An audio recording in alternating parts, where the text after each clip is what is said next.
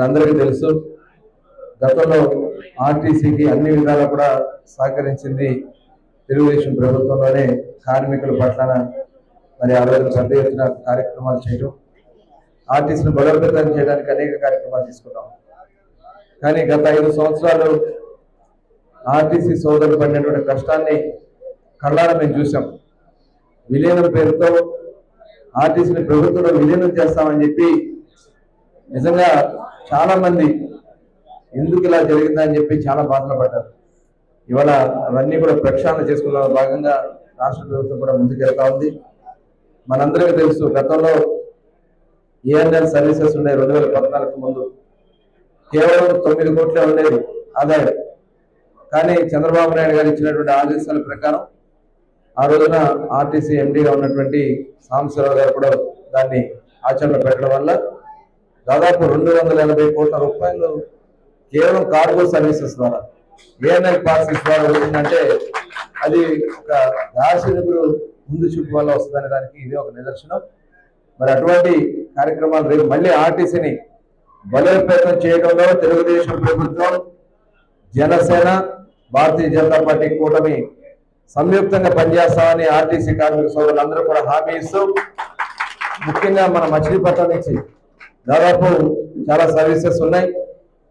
ఎందుకంటే ఇవాళ ఆటోలు వచ్చాక కొంత ఇబ్బంది అవుతా ఉంది. కానీ ఇవాళ చంద్రబాబు నాయుడు గారు మన ఎన్నికల్లో చెప్పినటువంటి వాగ్దానాల్లో భాగంగా త్వరలోనే ఆడబిడ్డలకి ఉచిత బస్సు ప్రయాణానికి కూడా ఆలోచన చేస్తా ఉన్నారు. ఎందుకంటే రాష్ట్రం ఇప్పుడు అస్తవ్యస్తం చేస్తారు ఈ ప్రభుత్వం. అసలు చాలా దారుణంగా ఉంది. రాష్ట్రంలో వాళ్ళు చేసినటువంటి కార్యక్రమాల వల్ల అప్పులు పాలు చేశారు. ఇవాళ అవన్నీ కూడా ఒక్కొక్కటి చేసుకుంటూ ముందుకు వస్తున్నాం. మరి ఈ మహిళలకు ఇచ్చినటువంటి ఈ హామీని కూడా ఆర్టీసీని బలోపేతం చేసుకోవాల్సిన కార్యక్రమాన్ని కూడా ఒక ప్రత్యేక ప్రణాళిక తయారు చేసుకోవడం జరుగుతుంది. మరి అదేవిధంగా మంత్రిగా రామప్రసాద్ రెడ్డి గారు కూడా ఉన్నారు. వారు కూడా దీని మీద శ్రద్ధ వహిస్తున్నారు. మొన్ననే విజయవాడలో బస్సులు కూడా ప్రారంభించుకోవడం కూడా జరిగింది. మరి ఈ సందర్భంగా మరొకసారి ఆర్టీసీ యాజమాన్యాన్ని అందరూ కూడా అభినందనలు తెలియజేసుకు, ముఖ్యంగా మచిలీపట్నం ఆర్టీసీ డిపో మరి ఆయన ట్రాన్స్పోర్ట్ మినిస్టర్ గా కూడా పనిచేశారు గతంలో పేర్నాని గారు. ఆ రోజు పాలాభిషేకాలు చేయించుకున్నారు. ఇవాళ ఆర్టీసీ ఇంత దారుణమైనటువంటి పరిస్థితికి వచ్చడానికి కారణం ఆ రోజు పాలకులు తీసుకున్నటువంటి నిర్ణయం. కనీసం వచ్చి వాళ్ళకి ఓదార్చే కార్యక్రమాలు చేయలేదు. ఆర్టీసీని కూడా బలోపేతానికి ఆర్టీసీ డిపోకి కావాల్సినటువంటి కనీస మౌలిక వసతులు కల్పించడం కూడా మరి ట్రాన్స్పోర్ట్ మినిస్టర్ గారిని ఫెయిల్ అయిన అనేది దానికి మరి ఇవాళ మనం చూస్తున్నటువంటి కార్యక్రమాలే. ఇవాళ వర్షం వస్తే మళ్ళీ వాటర్ ఉంటారు. త్వరలోనే కార్యక్రమాన్ని చేపడతాం.